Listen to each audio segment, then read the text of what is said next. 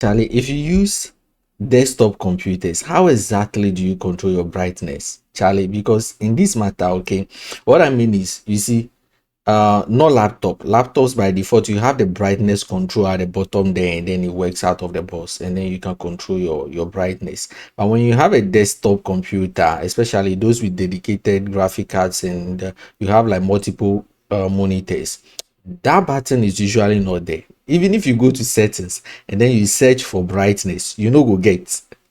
And I know before some of you start saying, Masa, risk, this matters. It's not letting me in. Check your system preferences. You probably need to download a driver. Try rebooting. Oh my gosh, you fixed it. Really? No! Brother, no talking. Don't say it. Don't say it unless you use a desktop computer and you get this matter before. Like, you know, go back. You know, go understand. Because it's been decades and still Windows no bring any updates. And then by default, you can see that even in this video, I'm using a third-party software called Monitorian that I use to control the brightness. But because by default, it's like Windows is expecting you to control the brightness from your monitor. Bro, if you have multiple monitors, going one by one and controlling them every time is annoying. So me, that's why that's one of the reasons. But you see, I know they use Windows like that. So if you get any alternative, maybe better, we the use a massa, drop it in the comments. Make a know, okay? Because I didn't need one.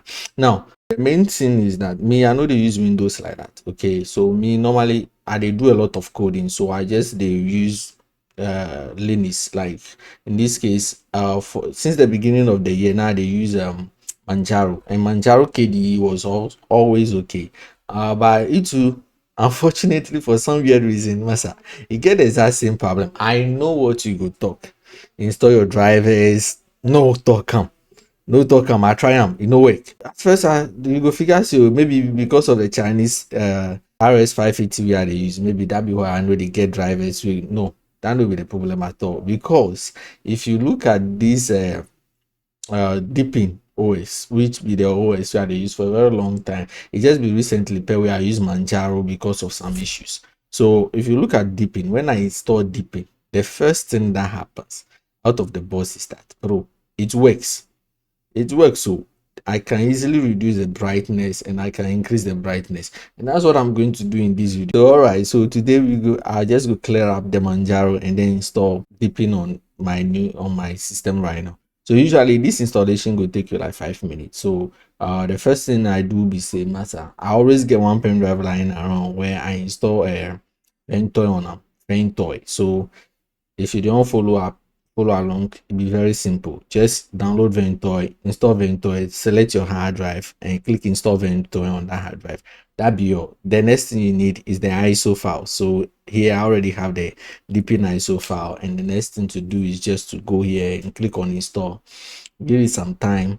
I'll have to format my drive, format the specific drive where I have the Manjaro installed, and by default Deepin has this beautiful setup where they take care of extra virtual memory, like as you can see here, they even allocated 16 gig for my swap file. So these swap files, they come extremely handy once in a while and use, and maybe once of these days I'll show you why. So because I use a lot of because I do a lot of app development and web development work, so I need all of these things to be in place. So the next thing to do once I have Deepin installed is to start installing my software. So Masa, tell me, how exactly do you control the brightness on your monitor? Leave it in the comment. But before we go, I mean, you know that I'm Masa. Double tap your screen, like this video, and make sure that you follow. See you in the next one.